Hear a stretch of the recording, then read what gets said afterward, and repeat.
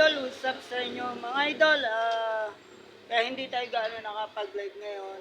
Masama lagi pakiramdam ko, inuubo-ubo ako, madaling araw, umaga.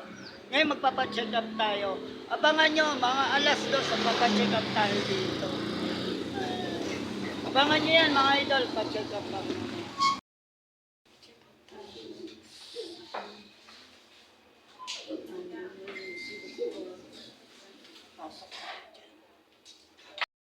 Ayan, nag-check up ang ating magandang doktor.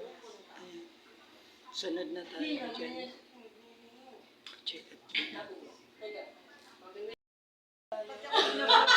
Si Doc sa check up. Ayan si Doc. Maganda guys. X-ray naman tayo. X-ray naman tayo. Ito.